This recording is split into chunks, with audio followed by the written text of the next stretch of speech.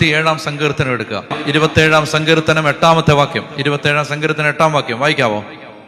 എന്റെ മുഖം തേടുവിനെന്ന് അവിടുന്ന് കൽപ്പിച്ചു.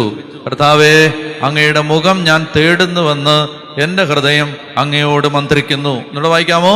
എന്റെ മുഖം തേടുവിനെന്ന് അവിടുന്ന് കൽപ്പിച്ചു.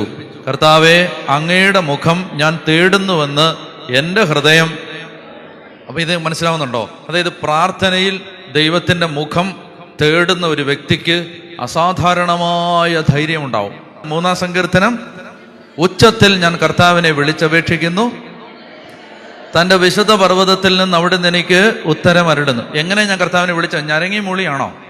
പിന്നെ അങ്ങനെ അങ്ങനെ വേണം വിളിക്കാൻ. കർത്താവിനെ വിളിക്കുമ്പോൾ ഉച്ചത്തിൽ ഞാൻ കർത്താവിനെ വിളിച്ചപേക്ഷിക്കുന്നു, തൻ്റെ വിശുദ്ധ പർവ്വതത്തിൽ നിന്ന് അവിടുന്ന് എനിക്ക് ഉത്തരം അരുളുന്നു.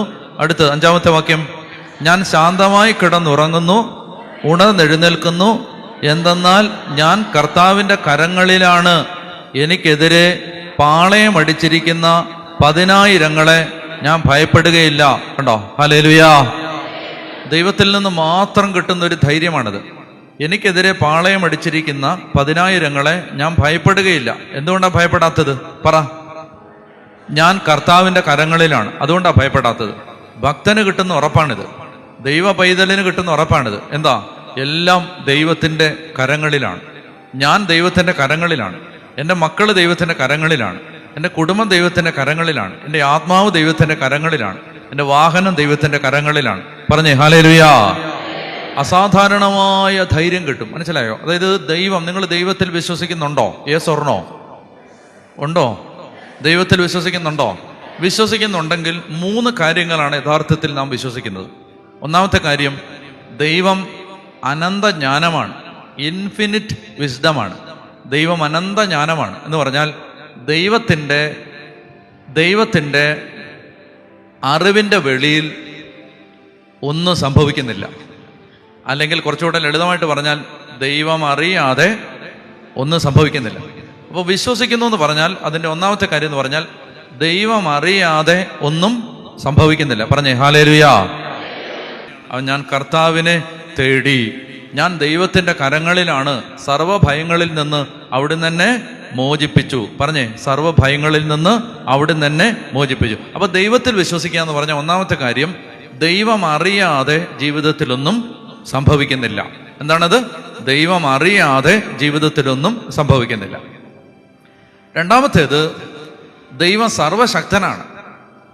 ദൈവത്തിൽ വിശ്വസിക്കുന്നതിൻ്റെ രണ്ടാമത്തെ അർത്ഥം, എൻ്റെ ദൈവത്തിൻ്റെ ശക്തിക്ക് വെളിയിലല്ല കാര്യങ്ങൾ നടക്കുന്നത് എന്ന് പറഞ്ഞാൽ, ദൈവത്തിൻ്റെ കഴിവുകേട് കൊണ്ടല്ല ഇത് സംഭവിച്ചത്, ദൈവം എന്നെ സ്നേഹിക്കാത്തത് കൊണ്ടല്ല ഇത് സംഭവിച്ചത്, ഇത് ദൈവത്തിൻ്റെ ശക്തിക്കകത്താണ് സംഭവിച്ചത്, ഒന്ന് ദൈവത്തിൻ്റെ ജ്ഞാനത്തിനകത്താണ് സംഭവിച്ചത്. മൂന്നാമത്തെ കാര്യം എന്ന് പറയുന്നത്, ദൈവത്തിൽ വിശ്വസിക്കുക എന്ന് പറയുന്നതിൻ്റെ മൂന്നാമത്തെ അർത്ഥം, ദൈവം അനന്ത നന്മയാണ്.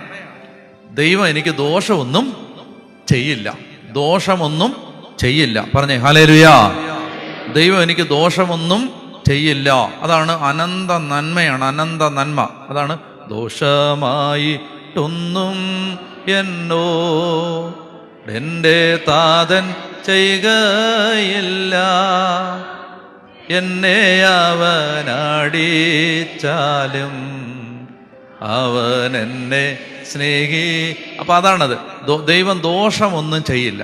ദൈവത്തെ സ്നേഹിക്കുന്നവർക്ക് അവിടുത്തെ പദ്ധതി അനുസരിച്ച് വിളിക്കപ്പെട്ടവർക്ക് അവിടുന്ന് എല്ലാം നന്മയ്ക്കായി പരിണമിപ്പിക്കും. ഞാൻ പറയുന്നത് എന്തിനാ, ഈ ഭാരവും വിഷമമുള്ള ഒത്തിരി പേരുണ്ട്. സഹിക്കാൻ പറ്റാത്ത വേദന, ഉറങ്ങാൻ പറ്റുന്നില്ല, നിരാശ, മരുന്ന് കഴിച്ചാൽ പോലും ഉറങ്ങാൻ പറ്റുന്നില്ല. ഇങ്ങനെയുള്ള ആളുകളുടെ എണ്ണം കൂടിക്കൂടി വരികയാണ് നമ്മുടെ സമൂഹത്തിൽ. അപ്പോൾ ഇത് എന്താണ്? നമുക്ക് ധൈര്യം വേണം. ധൈര്യം, ഈ ധൈര്യം എവിടുന്ന് കിട്ടും? നമുക്ക് ദൈവം തരും. കർത്താവ് പറഞ്ഞില്ലേ, ഞാൻ നിങ്ങൾക്ക് സമാധാനം തന്നിട്ട് പോകുന്നു, ലോകം തരുന്നത് പോലെയല്ല ആ സമാധാനം, ഞാൻ നിങ്ങൾക്ക് തരുന്ന സമാധാനം. അതായത് ലോകത്ത് പ്രശ്നങ്ങളുടെ നടുവിൽ, 100 പ്രശ്നങ്ങളുടെ നടുവിലും വലിയൊരു സമാധാനം, വലിയൊരു ആനന്ദം ദൈവം നമുക്ക് തരും. പറഞ്ഞേ ഹല്ലേലൂയാ, ഹല്ലേലൂയാ, ഹല്ലേലൂയാ.